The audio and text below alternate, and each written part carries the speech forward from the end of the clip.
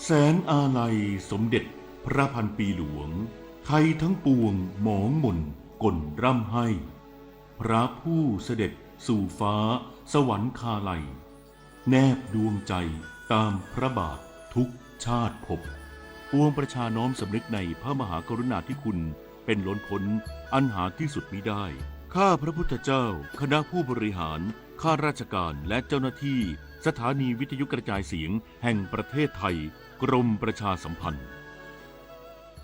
ทีมประกันสังคมก้าวหน้าเตรียมยื่นหนังสือถึงรัฐมนตรีว่าการกระทรวงแรงงานวันนี้เพื่อทวงถามความคืบหน้าการบังคับใช้สูตรคำนวณเงินบำนาญชราภาพประกันสังคมสูตรใหม่วันนี้ทีมประกันสังคมก้าวหน้าที่เป็นรักษาการบอร์ดประกันสังคมทั้งหมดพร้อมด้วยผู้ประกันตนที่ได้รับความเดือดร้อนเตรียมเดินทางเข้าพบนายจุลพันธ์อมรวิวัฒน์รัฐมนตรีว่าการกระทรวงแรงงานที่กระทรวงแรงงานเพื่อทวงถามความชัดเจนเกี่ยวกับการนำสูตรคำนวณเงินบำนาญชราภาพประกันสังคมสูตรใหม่หรือสูตรแคร์ว่าจะนำมาใช้เมื่อไหร่เนื่องจากสูตรดังกล่าวผ่านความเห็นชอบจากบอร์ดประกันสังคมตั้งแต่เดือนมีนาคมปีที่แล้วและเดิมตั้งเป้าให้เริ่มใช้ตั้งแต่วันที่1 มกราคมที่ผ่านมาแต่จนถึงขณะนี้ยังไม่มีความคืบหน้าจึงตั้งข้อสังเกตว่าอาจมีความล่าช้าในการลงนามของรัฐมนตรีทั้งที่หากนำสูตรใหม่มาใช้จะช่วยให้ผู้ประกันตนได้รับบำนาญเพิ่มขึ้นกว่า 570,000 คนและผู้ประกันตนในระบบประกันสังคมจะได้รับเงินบำนาญอย่างเป็นธรรมตามค่าจ้างเฉลี่ยที่แท้จริงและทำให้การคำนวณบำนาญสะท้อนค่าจ้างเฉลี่ยที่แท้จริงมากขึ้นพร้อมช่วยแก้ปัญหาเชิงโครงสร้างของระบบประกันสังคมทั้งนี้การยื่นหนังสือของทีมประกันสังคมก้าวหน้าครั้งนี้มีเป้าหมายเพื่อเร่งรัดให้รัฐมนตรีว่าการกระทรวงแรงงานพิจารณาและลงนามบังคับใช้โดยเร็วนิตยาคุณสิมรายงานจังหวัดเชียงใหม่เตรียมจัดงานมหกรรมแก้หนี้สินครัวเรือนและยุติธรรมพบประชาชนเปิดทางเลือกช่วยประชาชนลดภาระหนี้อย่างเป็นระบบนายอัฏฐโกวิทชาวเหนือผู้อำนวยการสำนักงานบังคับคดีจังหวัดเชียงใหม่เปิดเผยว่าจังหวัดเชียงใหม่เตรียมจัดงานมหกรรมแก้หนี้สินครัวเรือนและยุติธรรมพบประชาชนประจำปี 2569 ระหว่างวันที่ 24-25 เมษายน 2569 เวลา 8:30 นาทีถึง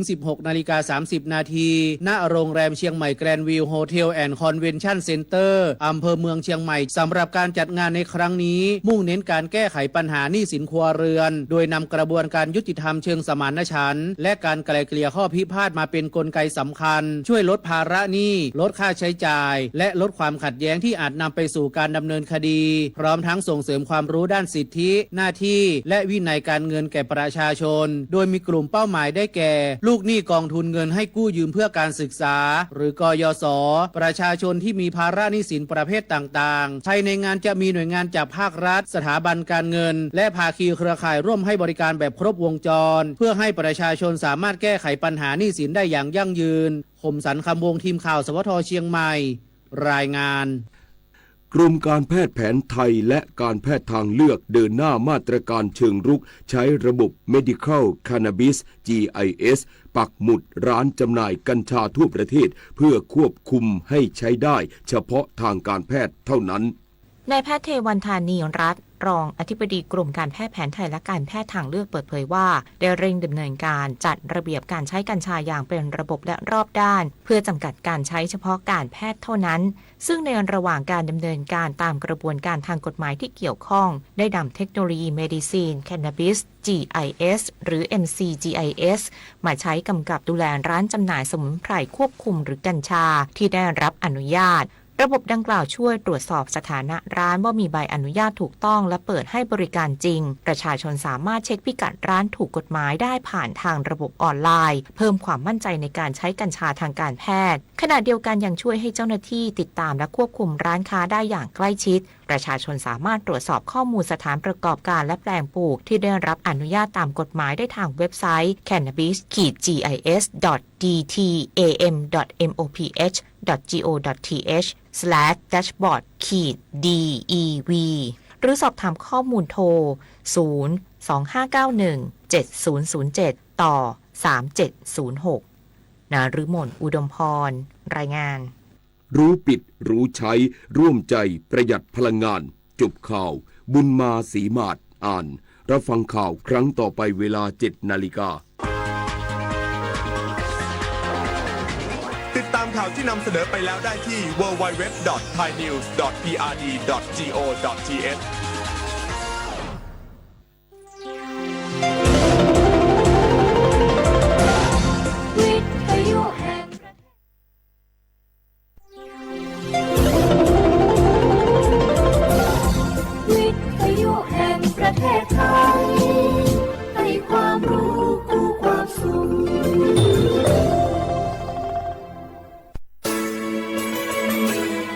สถานีวิทยุกระจายเสียงแห่งประเทศไทยจังหวัดเชียงใหม่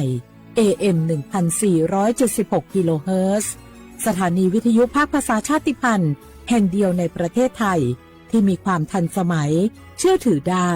สร้างอัตลักษณ์กลุ่มชาติพันธุ์สู่สากล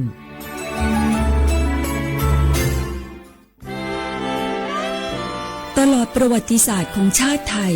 พระมหากษัตริย์ไทยทรงเป็นพลังศรัทธาทรงทำนุบำรุงและอุปถัมภ์ศาสนาให้เป็นหลักยึดเหนี่ยวจิตใจของประชาชนเป็นแนวทางในการดำเนินชีวิตด้วยความดีงามศาสนาสอนให้คนไทยรู้จักคุณธรรมความดีและความสามัคคีช่วยประคองจิตใจในยามทุกข์เสริมพลังใจในยามเผชิญอุปสรรคเป็นรากฐานสำคัญของสังคมด้วยพระบารมีแห่งพระมหากษัตริย์และศาสนาอันเป็นที่พึ่งทางใจคือพลังศรัทธาที่หลอมรวมคนไทยทั้งชาติสู่ความมั่นคงสงบสุขและยั่งยืนตลอดไป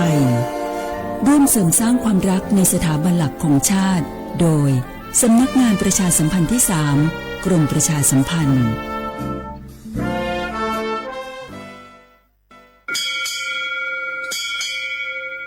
โอโบดะจ้า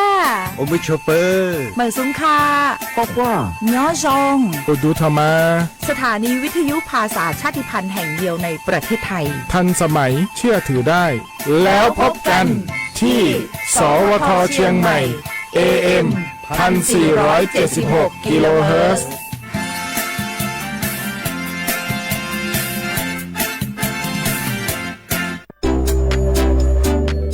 ใช้สิทธิ์30 บาทรักษาทุกที่ที่คลินิกทันตกรรมเพียงสังเกตโลโก้30 บาทรักษาทุกที่ก็สามารถรับบริการอุดฟันถอนฟันขูดหินปูนเคลือบหลุมร่องฟันเคลือบฟลูออไรด์ไม่เสียค่าใช้จ่ายใช้แค่บัตรประชาชนไม่ต้องรอคิวนานสอบถามข้อมูลเพิ่มเติมโทรสายด่วนสปสช1330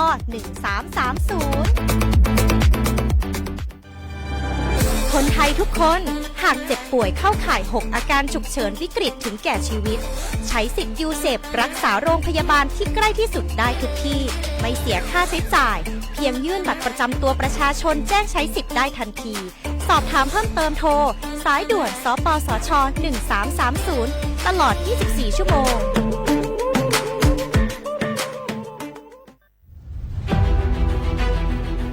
จังหวัดเชียงใหม่ขอความร่วมมือทุกภาคส่วนงดการเผาเพื่อลดปัญหาหมอกควันและมลพิษทางอากาศจากการเผาป่าและการเผาเศษวัสดุทางการเกษตรตามประกาศมาตรการสำคัญเพื่อควบคุมการเผาในพื้นที่ต่างๆโดยไม่อนุญาตให้มีการเผาใดๆทั้งสิ้นเพื่อเป็นการลดมลภาวะจากฝุ่นละอองขนาดเล็กหรือ PM 2.5 ตั้งแต่วันที่ 1 มกราคมถึง 31 พฤษภาคม 2569 หากจำเป็นสามารถลงทะเบียนขออนุมัติผ่านระบบไฟล์ดีและเบิร์นเช็คได้ฝ่าฝืนต้องระวังโทษจำคุกและปรับหรือทั้งจำทั้งปรับจังหวัดเชียงใหม่ส่งเสริมการใช้เทคโนโลยีในการจัดการขยะและเศษวัสดุทางการเกษตรเพื่อลดการเผาในอนาคตและสร้างสภาพแวดล้อมที่ดีขึ้นในระยะยาวหากพบเห็นการเผาในพื้นที่ห้ามเผาหรือพบผู้กระทำความผิดสามารถแจ้งข้อมูลได้ที่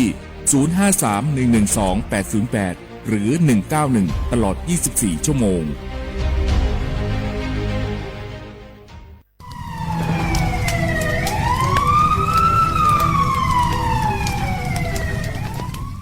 ชาว่าพวกมา30,000เมียงงมันยาตัวคือสุกยาเมียงมางมันยาเซล้านหลายมันสิเปียหลงอ่ะกูจะเปอร์เซ็นต์งมันยาเวลาสุกมันยาตุ้ดสมาอาทิตย์เนี่ยว่าจะว่าโลสักยางมันยาปีกว่าจะมือดัวตุ้ดสมาอาทิตย์เนี่ยก็สักตุ้ดสมางอ่ะอาทิตย์พวกตุชาเกิดมาควายเนี่ย PA 2.5พิลามาอาทิตย์เนี่ยเวลาสุกไอ้โขยูเนี่ยจ้า อาทิตย์เนี่ยวันละโชว์เฮินนาพิลามาอีมีความเสี่ยงจะไม่คือโรคหัวใจโดยว่ามันเลยโดดเนี่ยคือสมองเสียมาโรคปอดใกล้มางาอาทิตย์แรกงบปัญญามาสายาสถาบันวิจัยวิทยาศาสตร์งาอาทิตย์เนี่ยคือเทคโนโลยีแห่งประเทศไทยไงย่าวุ้ยชื่อมาคือมาคือแต่คนแรกยืนจอละโคอัตุทัดสูมีฉากขนาดมาอยู่จะมาเบอร์เขาลิบาลิมาเป็นซาบิวงาเอ็มมันยืนต่อสู้งบปัญญาคือวอชงาสำนักงานวิจัยแห่งชาติงา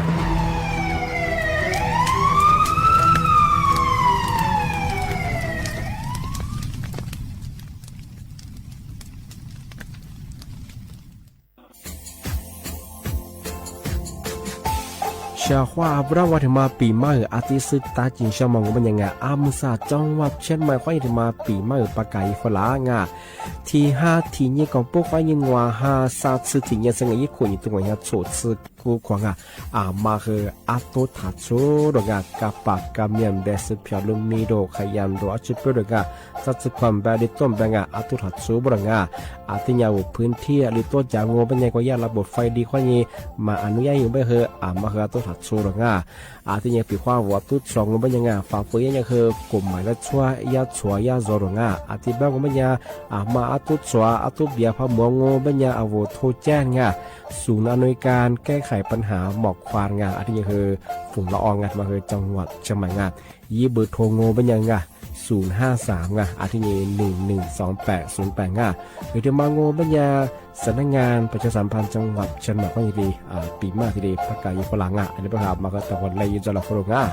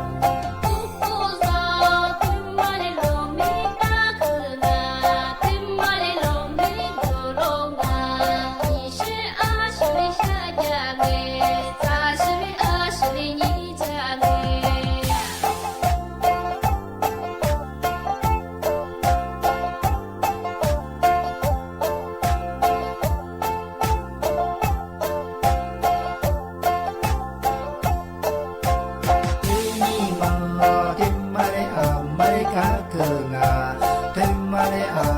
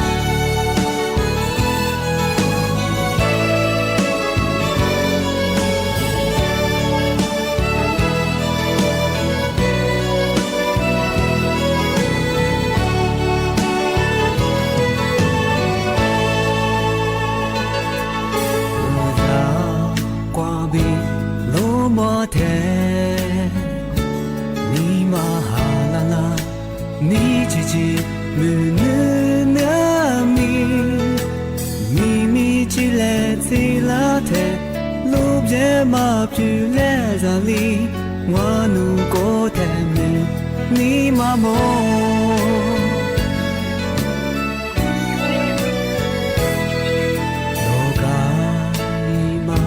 眠せにまはららがじじぬとかれわじるくとねこプロスズをどみそこみろのま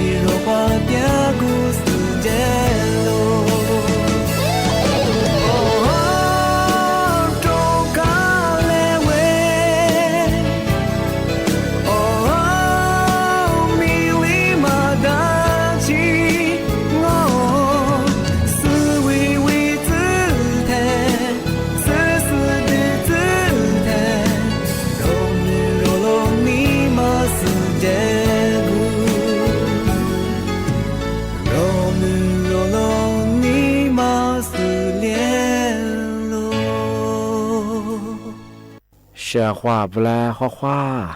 นี่แน่ฉบโมขวานีเจนโมเอาวลิสุงโอโดเจอตัวขวาจบไปแล้วงาเอาลิสุงโอปากกาโกโงบัญญาธาสถานีวิทยุกระจายเสียงแห่งประเทศไทยจังหวัดเชียงใหม่ว่าโดจ้างาว่าวิทยุว่าโดจะมาเบอร์ยี่ครึ่งความถี่ของเบอร์ที่ตัวลิฮาชิซึโตว่าโจญาดุลาอาทินียีระบบยา AM ยี่ฟีบุงบัญญาสวทเชียงใหม่ AM 1476กิโลเฮิรตซ์ที่หลายอย่างที่หมดแล้วเบอร์หนีโมควานีซาโมเนเน่โฉมโมควานีเจโมนาทีเนียควานีนาเนียสทีเนียเลยทีเดียวโดจ้างอาทิเนียที่มาแต่เชื่อเฮงว่าเชื่อว่าจะมาปีมาอาทิเสตาจินช่างอามุสายาสำนักงานกรมอุตุนิยมวิทยาอาทิมือแต่พวกกูนิสุเตนิสุยาที่แจ้งเตยฝรั่งนี่มีกับพวกคนเนี่ยละนี่จื้อว่านี่จื้อโฉเนี่ยจื้อมีฮีโร่ฮาที่ได้เยอะบุรุษงานที่ว่าพันเหนือตะพวกอาทิบ้างผมไม่อยากเชื่อของที่เลยเห็นยินสตางค์บ้างอามาอะไรยี่จัวว่าสิ่งเยอะเนี่ยที่เลยยี่ขวางที่เนี่ยว่าอะไรกว่าเยอะมาจิกแต่สถานการณ์ว่าที่มีฮีโร่ฮาเยอะมากับกูยิงกับตัวยิงเชื่อของที่บ้างว่าสมมติจะมีฮีโร่ฮาเยอะลอยช่วยอย่างบ้างแต่เนี่ยเชื่อที่เนี่ยลอยเชื่อบ้างที่เนี่ยจามงเลยมันจะเชื่อใกล้เชื่อจุดที่ตัวยิงเชื่อของที่เนี่ยที่จัดจุดคนแนวลอยเชื่อบ้างก็เลยก็เลยตัวในประกาศจัง我这这个那龙生我们家和我小红啊我一没有怎么和这个样他识得他是没有他打年生我这这边和人呢面个和面这人呢我们都是德国啦和我是没有和一边只讲我们在粤边我们和人和马的那个这么些小红把我老许说了可许说明白我这这边小和人家那么那我应该他们也做么的他们发白了小红ที่นี่ที่มาเทเชอว่าชอบทำมาแต่แจ้งเตือนอยู่ใช่ไหมมาสายากลุ่มมิชาชีพที่พูดมองเป็นอย่างคืว่านโยบายรัฐบาลไงที่คนละขึ้นมาว่าเป็นอย่างนี้แหละที่ทัวฟลาที่นี่ว่ายี่ลิงที่สุฟลาใช่ไหมแต่ก็ถือว่ามาสาโซฟีบัวที่แรกคือแชร์อย่างว่าคนละขึ้นรัฐบาลคนนี้อิสิทธิความเกิดเป็นยังไงชอบไง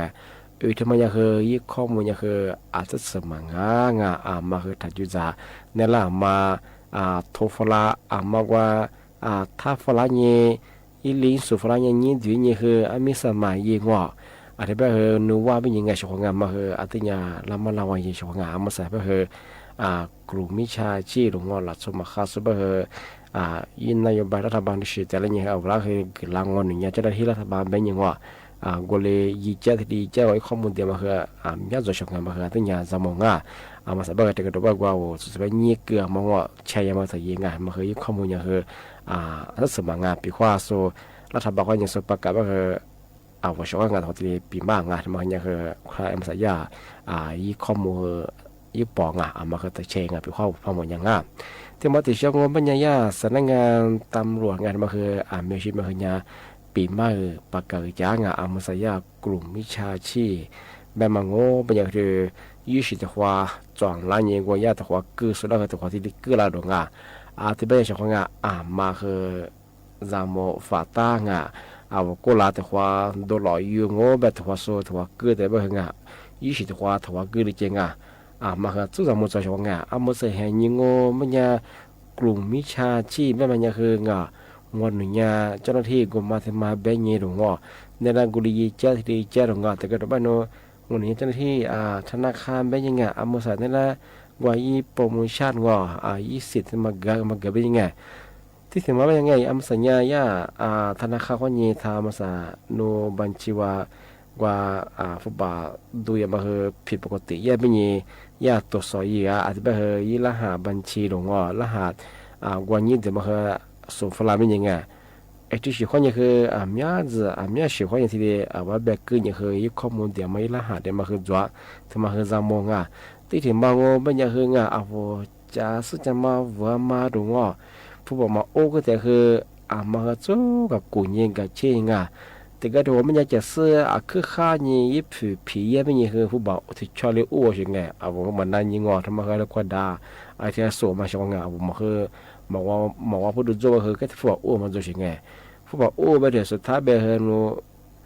เฉลี่ยอยู่ก็อยู่สูงผู้บอกเลยว่าขุดเชี่ยมาขุดเติมมาคือจวงชงมาคือจามงมาใส่แห่งนี้ไปคือจะเสื้อคือข้าคือยี่ผีเยี่ยเป็นยังคือมาคือจานี่ตั้งทำมาคืออะไรอย่างคือยังคือกลุ่มมิชาชีพสุก็จะสุดเป็นอย่างที่เดียกับกุญยิงกับชิต้าชงมาใส่แห่งนี้ไปคือยังคืองานหลักสุดแต่ก็เราไปคือคือลบผ้าชิงอะไรสิคือปุ๊บปืนนิวเชอร์อะไรสิคือนิวเชอร์มังสอลสีจะคือเยี่ยมังสุดท้ายไปถึงข้อมูลสุดแต่ยังคือกว่าการพนังตุเชมากันยาบัญชีมาเปิดยามาถึงว่าหินยูโวทำมาโววุ้นมีข้อยังชี้ยาบางมาคืออันนี้ก็เราคือผู้เสียหายสุขภาพยาจวงที่เป็นยาชของมาคือรัฐบาลคือยาที่เด็กขึ้นยาประกาศยังมาใส่หินยังก็คือกลุ่มมิชาชีพมันคือที่ข้อนี้ที่นี่กันยาข้อนี้ถึงที่เดียขึ้นยาข้อคือจะมาคือมียังมาที่เล็กที่มันเชื่อชอบงมาคือยาสู้จะมาตั้งโวนี่มาว่าก็ตั้งอะไรสิ่งที่จะคือฟุตบอลสิ่งอ้วนคือมาเลยสิ่งยังคือที่นี่จะหมดที่นี่คือผมว่าสุดคือมาสุดๆคือที่เดียนั่งนี่ภาษาเยชของที่มาคือแต่มาปีมาที่เดียเจนตัวช่างมาที่เล็กที่มันเชื่อของที่นี่ที่มาเทเชคือที่มาสุดจริงช่างว่าเชื่อข้อว่ามาประกันสังคมอยู่สูงเป็นยังไงมาสบายโนสุดภาษาอย่างว่าเป็นไงโนยบัตรมาแต่คือที่ชาตินั่งฟุตบอลก็บ่มาเชิง我这次下嘛我本年喏这次我讲嘛我是和苦力不呀嘛我是和喏这次可和ที่ยังว่า我发现很他妈和ที่里ยีน่างานนุ้ยบัดมาเตยัง他妈我们ยังว่า我เน็ตสิ่งที่โรงพยาบาลรัฐบาล他ยิงที่里มากอย่างเห็นที่ละใส่นั่งที่ประกันสังคมอยู่สูงเปียกว่าโรงพยาบาลรัฐบาลมางานบางขวางเปียกว่าสุกประกันสังคมว่าอย่างที่ยินน่าเป็นยิงที่ยีเชียงก็เห็นผู้บ่าวเขาบอกเชียงส่วนประกันสังคมที่เบื่อเชียงที่เป็นอย่างเฉพาะประกันสังคมอยู่สูงว่าเป็นยังมา这次我这次拿这次军事这次口音下嘛个需要理解很我一把他们等人ที่的英语ละใส่หน้าบ้านกันมาครับผมยี่สิบว่างทำไมถึงมาปีมาสุจินชาวชาวนาได้บ้างงมาทำไม่ได้งผมยิ่งใช้สีชาวงที่เป็นยังมาสารนั่นแหละคือหมดกว่าที่ขวาเกิดนาชาวง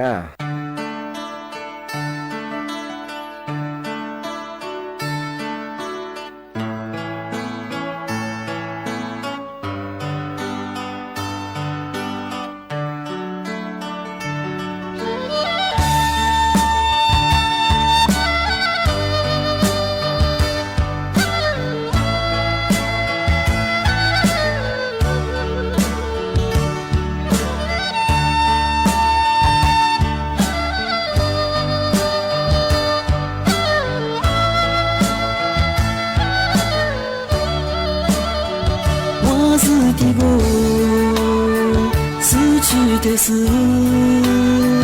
无助的马，笼子里思念情，咕噜苦瓜，你的马是黑色里边，午夜过境，树木呀你过的。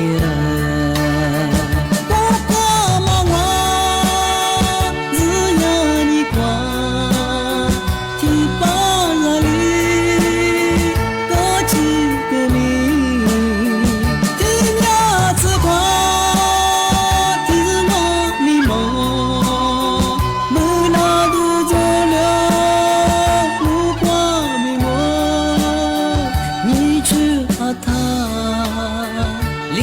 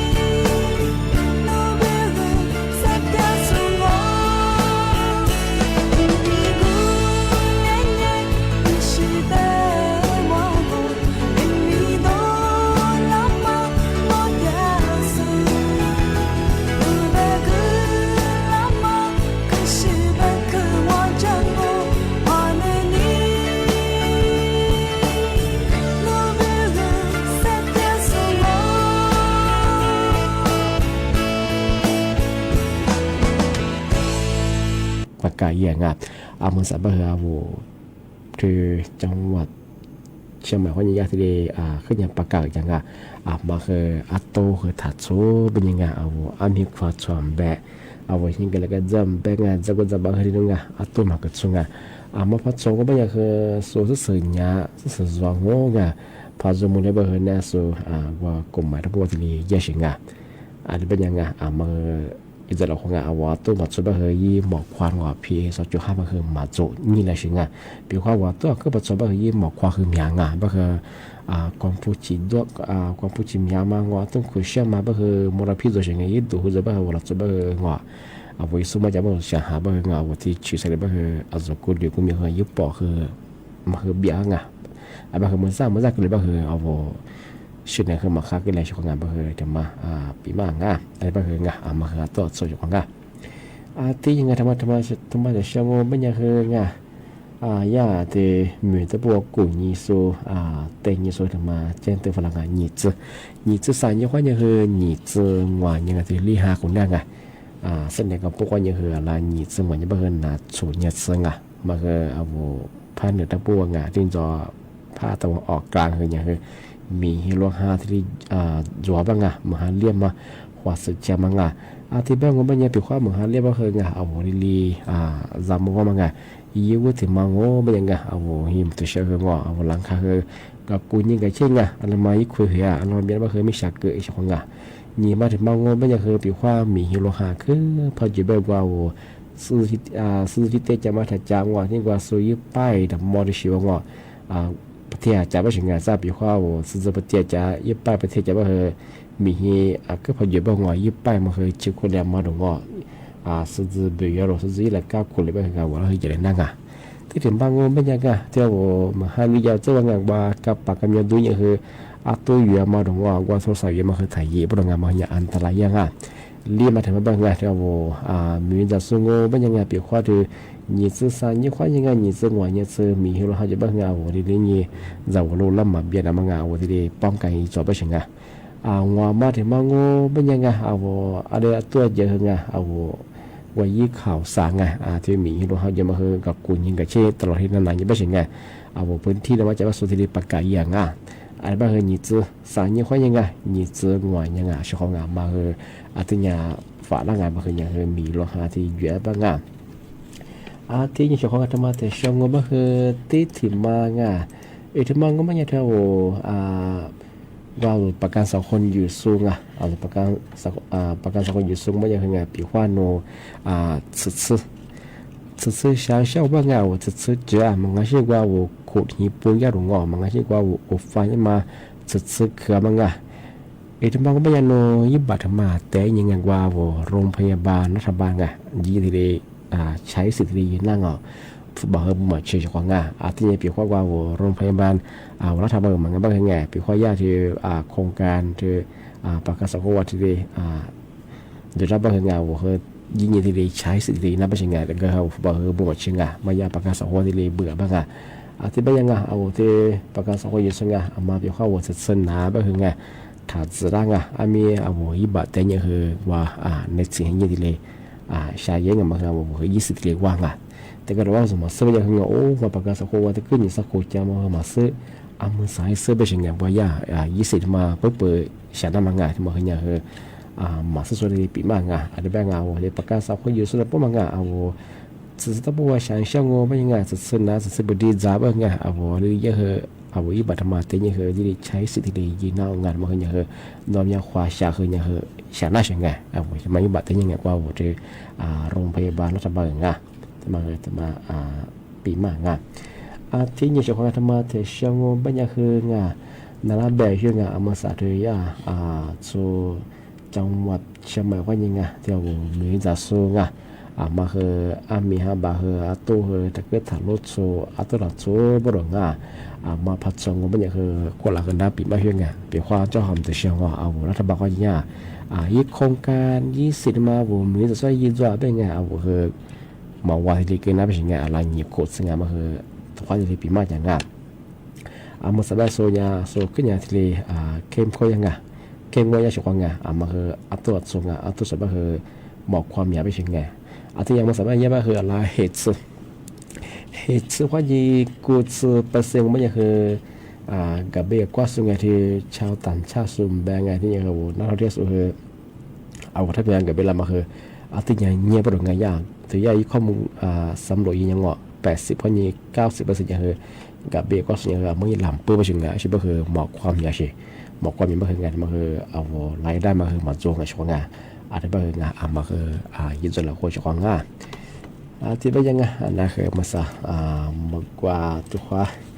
กันน่าจะความง่ายเอาไว้ว่าถ้าวิทยุเนี่ยน่าจะส่วนไงที่ถ้าว่าไลฟ์สดตีสุดก็คือข้อความโง่ไงความง่าย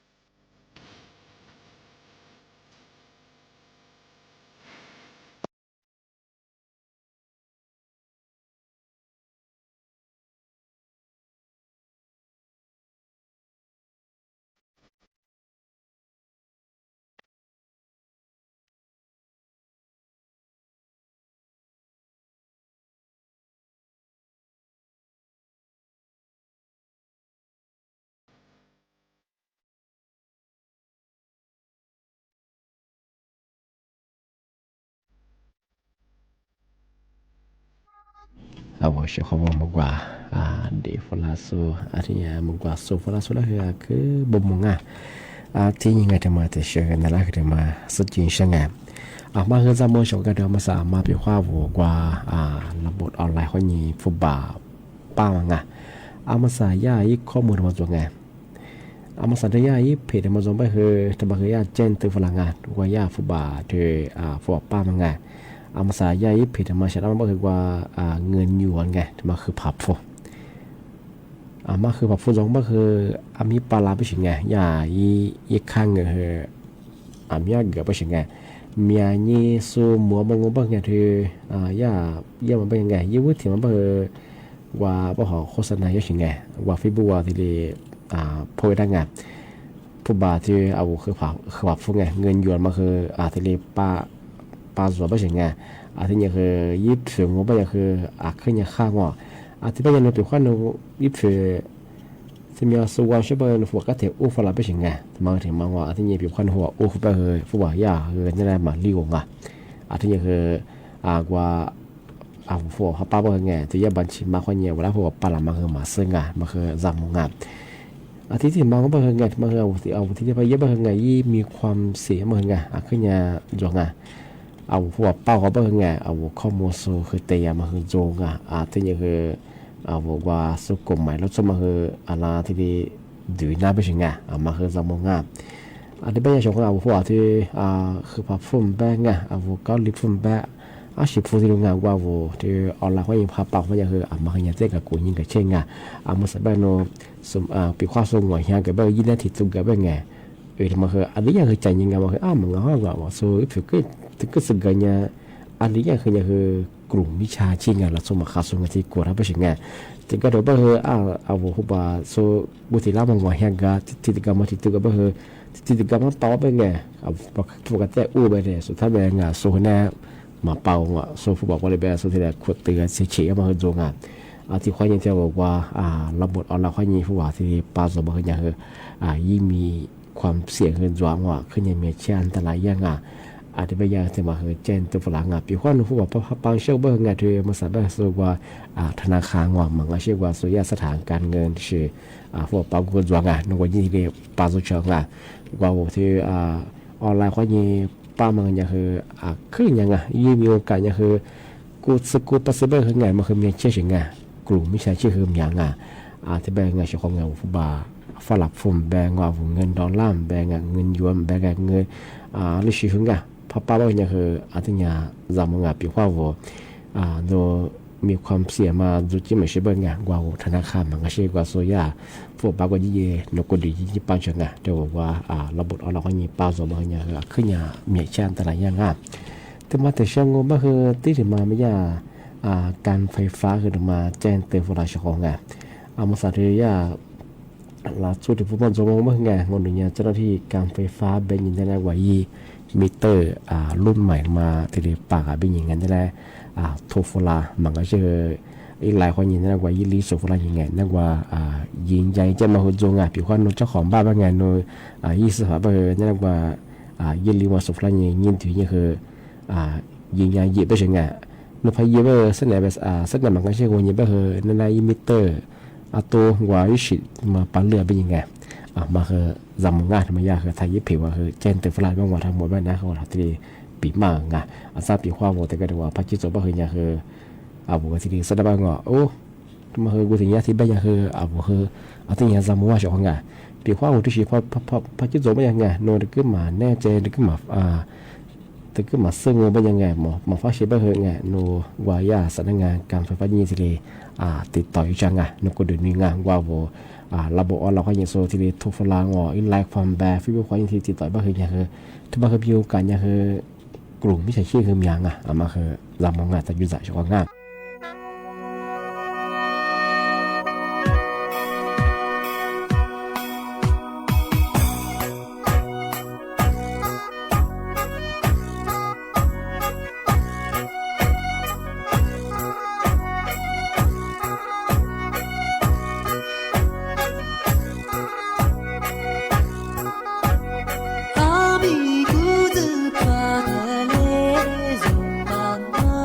阿弥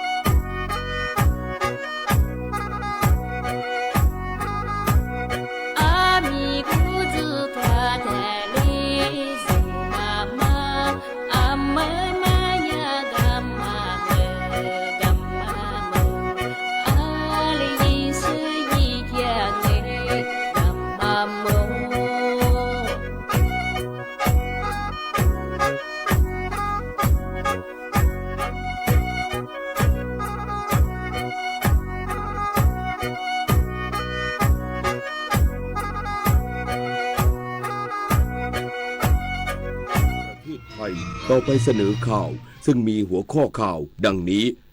รัฐบาลกำหนดกรอบประมาณการรายจ่ายรายรับและฐานะการคลังล่วงหน้าไม่น้อยกว่า3 ปีให้สามารถขับเคลื่อนนโยบายที่สำคัญ